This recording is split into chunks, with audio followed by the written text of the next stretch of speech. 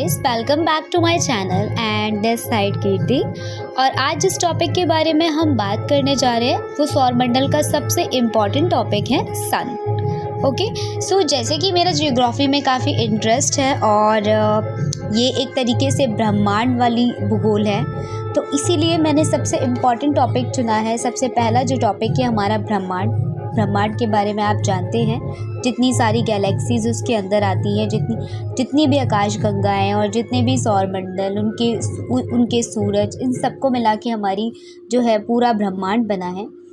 तो इसी तरीके से सबसे पहला जो इम्पोर्टेंट टॉपिक आ जाता है सन के बारे में।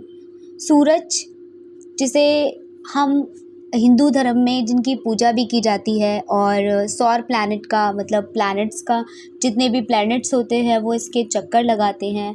प्लस में सौरमंडल का जो जन्मदाता होता है, सौरमंडल का मुखिया जो होता है वो सन ही होता है। तो यहाँ पर मैंने कुछ इम्पॉर्टेंट पॉइंट्स लिख दिए हैं।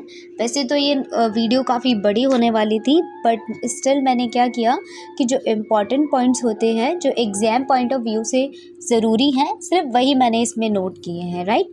तो जैसे कि लिखा है इसमें, सूर्य जो कि सौरमंडल का जन्मदाता व सौरमंडल का मुखिया है, इसके सोर्स ऑफ एनर्जी की हम बात कर लेते हैं। सो इसका सोर्स ऑफ एनर्जी है नाभिकीय संलयन। नाभिकीय संलयन का मतलब होता है कि इसके अंदर जो हीलियम पाई जाती है, हीलियम टू हाइड्रोजन में कन्वर्जन होता है, जिसको न्यूक्लियर फ्यूज़न बोलते हैं, राइट। हीलियम टू हाइड्रोजन में जो कन्वर्जन होता है, जिसको हम नाभिकीय संलयन या इंग्लिश में न्यूक्लियर फ्यूज़न बोल सकते हैं। सो वो इसका सोर्स ऑफ एनर्जी है। अब सौर परिवार के द्रव्यमान 99.8% सूर्य में निहित है। हम पूरा सौर परिवार लेते हैं। अच्छा, आप खुद बताइए, सौर परिवार में क्या केवल और केवल सूर्य हैं, या फिर सिर्फ और सिर्फ मतलब कि हम सूरज या फिर जो उपग्रह है उसको नहीं लेना, हमें प्लैनेट्स को नहीं लेना? बिल्कुल नहीं। सौर मंडल में जो है सूरज के अलावा भी काफ़ी सारी चीज़ें होती हैं, जैसे शुद्ध ग्रह होते हैं, कुछ शुद्ध पट्टियाँ होती हैं, कुछ हमारे ग्रह होते हैं, है ना, तारे होते हैं। तो सौर मंडल में बहुत सारी चीज़ें हैं, बट इसमें लिखा है कि सौर मंडल के द्रव्यमान का 99.8% ना अकेला सूरज में निहित है। ओके, सो नेक्स्ट पॉइंट है प्रकाश मंडल। अभी हम सौर मंडल के यानी कि जो सूरज है हमारा, उसके कुछ हम ऐसी चीज़ों के बारे में बात करें, जैसे आपका एक शरीर होता है, शरीर के अंदर कुछ ऑर्गन्स होते हैं, आपकी आइज़ होती हैं, आपके लिप्स होते हैं।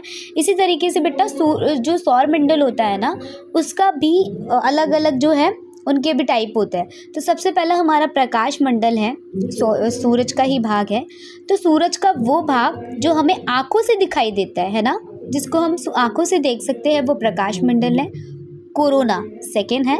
सूर्य का जो सबसे आउटर लेयर होती है ना, मतलब जो सबसे आउटर भाग होता है, जो केवल सूर्य ग्रहण के समय दिखाई देता है, उसको अपन लोग क्या बोलते हैं? कोरोना। थर्ड पे है सौर ज्वाला।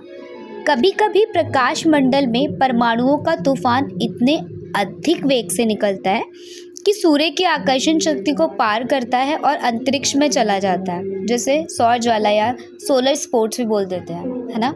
इंग्लिश में भी मैं नाम आपको बताती चलूँगी, ताकि जो इंग्लिश मीडियम वाले स्टूडेंट्स हैं उनको प्रॉब्लम ना हो। सौर ज्वाला यानी कि जिसको हम सन स्पॉट्स बोलते हैं, क्या होता है ना, जो प्रकाश मंडल होता है, अभी जो मैंने आपको बताया कि सूर्य का जो सबसे ऊपर वाला पार्ट होता है, मतलब जो सबसे ब्राइटम भाग जो हम देख पाते हैं ना, जो भाग हम अपनी आँखों, सॉरी ब्राइटम नहीं, जो भाग हम सूरज का देख पाते हैं, उसको प्रकाश मंडल कहते हैं। तो कभी कभी होता क्या है कि प्रकाश मंडल से जो परमाणु है ना, परमाणुओं का कुछ तूफान उठता है, और वो इतनी ज़्यादा स्पीड से आता है, इतनी ज़्यादा स्पीड से आता है कि वो ना सूरज की जो आकर्षण शक्ति, अब जैसे जितने भी प्लैनेट्स हैं उनका एक ऑर्बिट है, तो आप इसको एक लिमिट समझ सकते हैं कि सूरज की लिमिट को पार कर जाता है, आकर्षण शक्ति को पार कर जाता है और अंतरिक्ष में चला जाता है, ठीक है, जिसे सौर ज्वाला कहते हैं।